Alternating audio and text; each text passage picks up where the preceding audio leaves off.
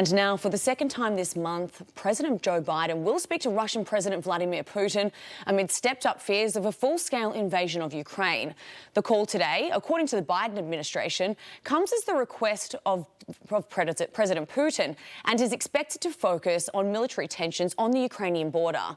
And the Kremlin is pushing for a broad, updated security deal to help break it all down. Let's bring in the former Chief of Staff to the Trump National Security Council and Newsmax contributor, Fred Fleitz.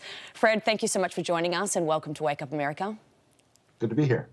Now, Fred, Putin is looking for a green light on that security deal, ultimately keeping Ukraine out of NATO forever. Now, is this a request that NATO has long been against? And do you think that Biden will concede? Well, I mean, this is interesting because Putin asked for this call, and one has to wonder why.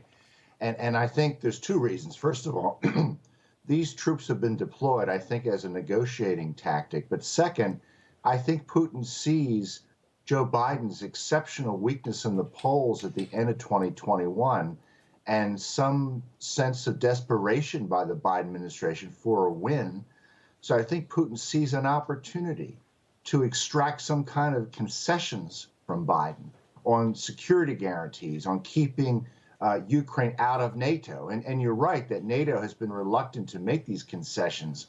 But I think Biden is in a bad position right now, and I think Putin knows it.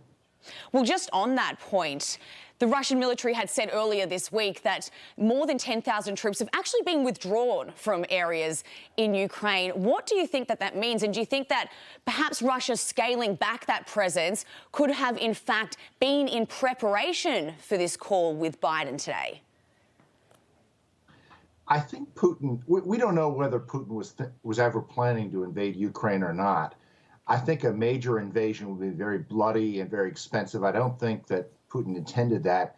He may be thinking about an invasion of eastern areas of the country, maybe to reinforce the Donbass breakaway region, maybe some other ethnic Russian regions in the east.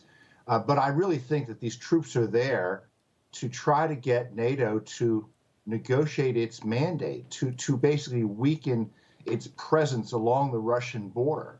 And this may be the opportunity Putin thinks he can get an agreement like that. So you have senior officials reportedly saying that President Biden will make it clear that the US is prepared for that diplomatic path forward.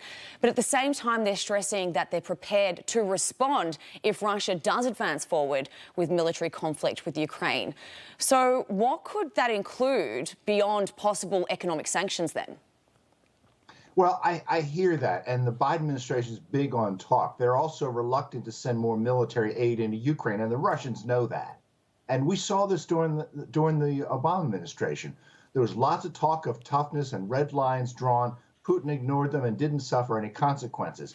I think there would be additional sanctions against Russia, but Putin also realizes that if he invaded Ukraine, just like he did the last time, just like when he invaded Georgia, the West will be mad at him for a while, and then they'll call off the sanctions and we'll be back to business as usual.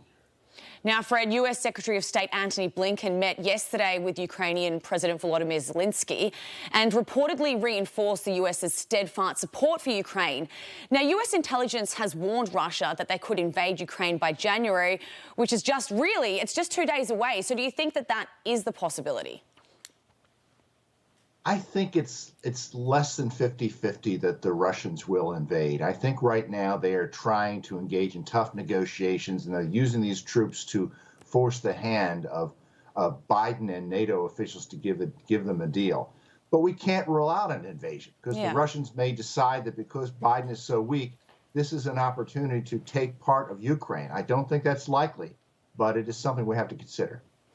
And Fred, if the US continue to say that they are such strong allies of Ukraine here and supporters of Ukraine, why is Biden sending Antony Blinken to speak to Volodymyr Zelensky and not holding these calls with him himself? He's held two with Putin now, and he hasn't yet held one with him himself. That's a good question. And this is not the first time this has happened, that Biden did not hold a direct meeting with the prime minister of Ukraine. It's strange the way foreign policy from this administration is managed. Also, and I think Blinken is an extraordinarily weak Secretary of State. I think that Biden needs somebody better in that position in 2022. But you're right, it sends the wrong signal. Certainly does. All right, Fred Fleitz, thank you so much for your time today. It's been a pleasure having you on the show. Good to be here. Happy New Year. Hey, I'm Rob Finnerty. Thanks for watching. If you enjoyed this video, please join the conversation in the comments below. Don't forget to subscribe, too. Hit the bell icon to be alerted to breaking news. And remember, there's a whole lot more on Newsmax TV, America's fastest growing cable news network. Newsmax TV, we're real news for real people.